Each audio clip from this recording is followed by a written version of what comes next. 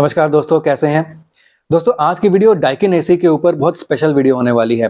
वैसे तो Daikin AC के बारे में मैं आपको काफ़ी डिटेल्स स्पेसिफिकली काफ़ी टाइम से बताना चाहता था, लेकिन टाइम नहीं मिल पा रहा था, मौका नहीं मिल पा रहा था। लेकिन एक कमेंट आज मेरे वीडियो के नीचे आया जिसने मुझे मजबूर कर दिया कि मैं इमीडिएटली आकर आपको डाइकिन के एसी के बारे में बताऊं, क्योंकि काफ़ी लोग एयर कंडीशनर्स खरीद रहे हैं, पीक सीजन आने वाला है और मैं नहीं चाहता कि लोग गलत एसी खरीदें, 40 से 50 हज़ार रुपए इस तरीके से वेस्ट करें। डाइकिन के एसी अच्छे हैं, डाइकिन का एसी खरीद सकते हैं, एलजी खरीद सकते हैं, कैरियर खरीद सकते हैं।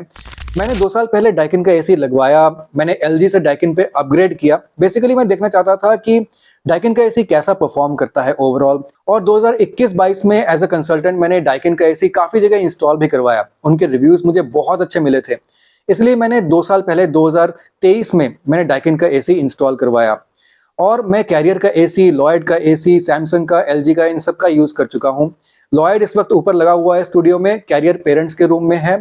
पहले मैं सैमसंग का यूज़ कर चुका था, मैं काफ़ी डिससेटिस्फाइड था सैमसंग यूज़ करने के बाद। एलजी में मैं काफ़ी सेटिस्फाइड था, लेकिन मैं डाइकिन एक बार यूज़ करके देखना चाहता था। लेकिन एक जो कमेंट है मेरे वीडियो के नीचे आया जिसने मुझे मजबूर कर दिया ये वीडियो बनाने के लिए, वो कमेंट मैं पहले आपको पढ़ के सुनाता हूँ। तो ये कोई मिस्टर प्रसाद तनु जी हैं जो लिखते हैं। पहले कमेंट को सुन लीजिए।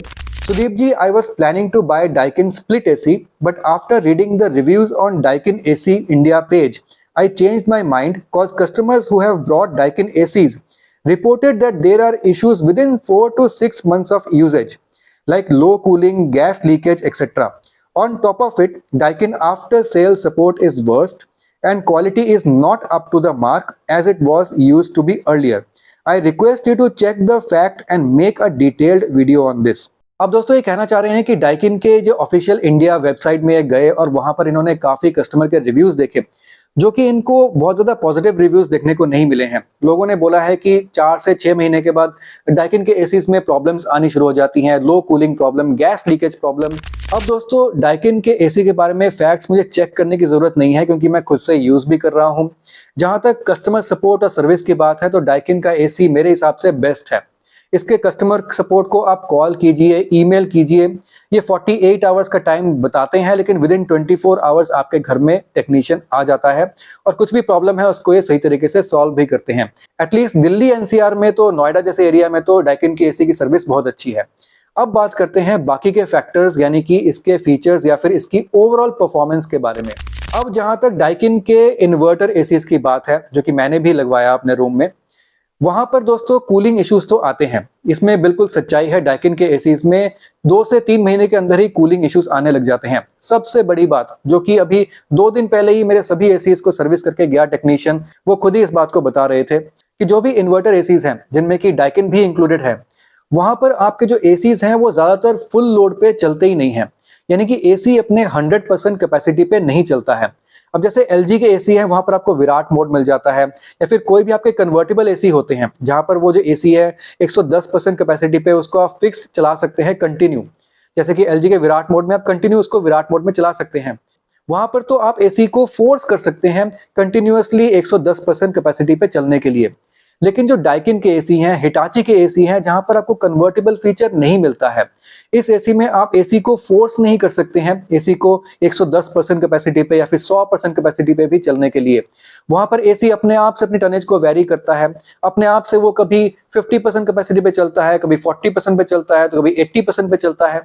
वहां पर भी आपको एक सच्चाई बताता हूं कि जब आप बहुत ज्यादा गर्मी होती है आपके रूम के अंदर, आपको बहुत ज्यादा हीट फील होती है, बहुत ज्यादा गर्मी फील होती है, आप सोचते हैं कि एसी को मैं पावर चिल या फिर इंस्टेंट चिल मोड पे चला देता हूं और एसी जो है ना अपने फुल लोड पे चलेगा और मुझे मैक्सिमम ठंडक करके देगा।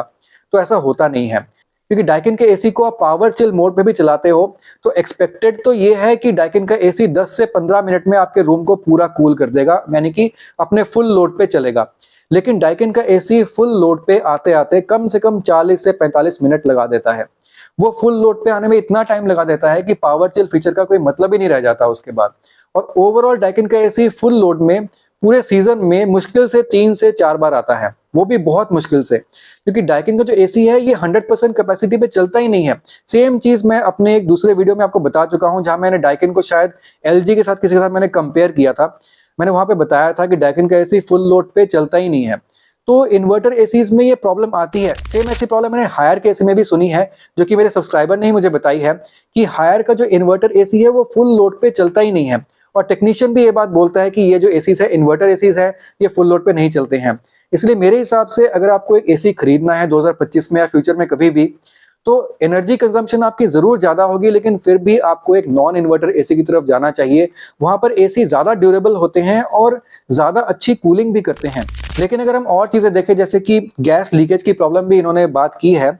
यहाँ पर गैस लीकेज की प्रॉब्लम मेरे डाइकिन के एसी में 2 साल के बाद आई थी। अभी रिसेंटली कल जब टेक्नीशियन आया था एसी को सर्विस करने, तब पता चला कि एसी में गैस की जो है लीकेज हो चुकी है और आधी गैस रह गई है, तो कहीं ना कहीं से थोड़ी बहुत लीकेज है। लेकिन वो चीज मेरे हिसाब से एक कॉमन चीज है, क्योंकि हर एसी में 2 से 3 साल में गैस तो लीक होती है, थोड़ी बहुत कहीं ना कहीं से वेस्टेज होती है, और गैस की जो प्रेशर है वो कम होता है, जो आपको अपडेट करवाना पड़ता है, रिफिल करवाना पड़ता है। तो वहां पर आपके 2,500 से 3,000 रुपए लग सकते हैं। इस तरीके से आपके थोड़े से पैसे लग सकते हैं। लेकिन हाँ, डाइकिन की अगर मैं सर्विस की बात करूं तो बहुत अच्छी सर्विस है। कुछ फीचर्स हैं डाइकिन के, जैसे कि ट्रिपल डिस्प्ले फीचर, ये बहुत ही बेकार फीचर है डाइकिन का। यहाँ पर आपको अगर डाइकिन के एसी में ये चेक करना है उसके डिस्प्ले में कि डाइकिन का एसी कितने टेम्परेचर में आपने सेट किया हुआ है, उसके लिए आपको रिमोट में दिए गए एक बटन को 3-3 सेकंड के अंतराल में 3 बार दबाना होगा। उसके बाद जाके आप डिस्प्ले में देख पाएंगे एसी के कि कितने टेम्परेचर में आपने सेट किया हुआ है। अब आप बोलेंगे कि ये चीज हम रिमोट पे भी देख सकते हैं, रिमोट पे भी एलसीडी स्क्रीन है, तो उस पर हम देख सकते हैं कि कितने टेम्परेचर पे हमने सेट किया है। लेकिन ज्यादातर जब हम एसी को यूज करते हैं और रिमोट से हम एसी के टेम्परेचर को बढ़ाते या फिर घटाते हैं, तो ज्यादातर इंसान एसी की तरफ देखकर एसी के टेम्परेचर को बढ़ाता या फिर घटाता है। तो मेरे हिसाब से एसी के ऊपर डिस्प्ले आना चाहिए कि एसी को हम कितने टेम्परेचर पे हम सेट कर रहे हैं। और इस डिस्प्ले को देखने के लिए अगर आपको एक ही बटन को 3 बार दबाना पड़े, वो भी 3-3 सेकंड रुक कर, तो मेरे हिसाब से काफी ज्यादा अनकंफर्टेबल हो जाता है और बहुत ही मुश्किल वाली फीलिंग आती है। लेकिन आप कोई भी दूसरा एसी देख लीजिए, जैसे कि लॉयड का एसी जो यहाँ पर ऊपर लगा है, यहाँ पर एसी को ऑन करते ही आपको एसी के ऊपर डिस्प्ले दिख जाएगा और एसी का जो भी टेम्परेचर सेट किया हुआ है वो आपको दिख जाएगा। और आप जब भी टेम्परेचर को चेंज करेंगे तो ऊपर डिस्प्ले में आपको दिखेगा कि टेम्परेचर किस हिसाब से चेंज हो रहा है। तो आपको रिमोट की तरफ नहीं देखना है, आप एसी की तरफ देखकर टेम्परेचर को चेंज कर सकते हैं। अब यहाँ पर ट्रिपल डिस्प्ले सिस्टम, जिसको डाइकिन इतना ज्यादा प्रमोट करता है, वो मेरे हिसाब से एक बहुत ही यूजलेस और बहुत ही बेकार फीचर है। आपके क्या इसमें विचार हैं, आप नीचे कमेंट करके जरूर बताइएगा। लेकिन मेरे विचार इसमें जो है ना, बहुत ज्यादा नेगेटिव हैं। लेकिन डाइकिन के एसी की ओवरऑल अगर एनर्जी कंजम्पशन आप देखें तो बहुत ही कम एनर्जी कंजम्पशन है, बिजली की बचत बहुत अच्छी हो जाती है और ओवरऑल कूलिंग ये अच्छी करता है, कूलिंग ये खराब नहीं करता। लेकिन जब हम एक्सपेक्ट करते हैं कि ये एसी फुल लोड पे चलेगा और जब हमें बहुत ज्यादा गर्मी लग रही होती है, हम चाहते हैं कि जल्दी से रूम की कूलिंग हो, तो वो चीज डाइकिन के एसी में नहीं हो पाती है। बहुत ही स्लो रूम को कूल करता है और बहुत टाइम लेने के बाद आपके रूम के सही टेम्परेचर पे ये पहुंचता है और आपको एक कंफर्टेबल फीलिंग ये देता है। और डाइकिन के एसी में आपको क्वांडा एयर फ्लो मिल जाता है, जो कि एक बहुत अच्छा फीचर है। डायरेक्टली आपके फेस पे ये हवा नहीं फेंकता है, तो काफी कंफर्ट वाली फीलिंग आती है। हवा जो है वो ऊपर से लग के फिर नीचे गिरती है, तो काफी कंफर्ट की फीलिंग आती है। लेकिन उसके अलावा जो डाइकिन की कूलिंग है, जो कि इसकी मेन चीज है, वो मेरे हिसाब से और ज्यादा इंप्रूव होनी चाहिए। स्पेशली शायद ये इन्वर्टर एसी है, इसलिए प्रॉब्लम इतनी ज्यादा है, क्योंकि सभी इन्वर्टर एसीज में जहां तक मुझे पता चला है कि इस टाइप की प्रॉब्लम्स आती हैं।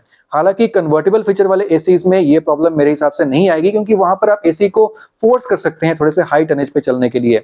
लेकिन हाँ, डाइकिन में ये प्रॉब्लम है और ये मैं आपको बताना चाहता था और इस पर्टिकुलर कमेंट को भी मैं एड्रेस करना चाहता था, इसीलिए ये वीडियो मैंने बनाई। तो आशा करता हूं कि इस वीडियो से आपको काफी इंफॉर्मेशन मिली होगी और आप अपना बाइंग डिसीजन जो है ना, वो सही तरीके से ले सकते हैं। वैसे आपको इस वीडियो के डिस्क्रिप्शन बॉक्स में कुछ अच्छे एयर कंडीशनर्स के लिंक्स भी मिल जाएंगे, उनको जरूर चेकआउट कीजिएगा। और यहाँ पर आपको फीचर्ड प्रोडक्ट्स वाले सेक्शन में भी आपको बहुत सारे एसीज के लिंक्स मिल जाएंगे। सभी बढ़िया एसीज हैं, वहां से आप उनको चेकआउट कर सकते हैं। मैं आपसे मिलता हूँ अगली वीडियो में, तब तक के लिए सुदीप साइनिंग ऑफ।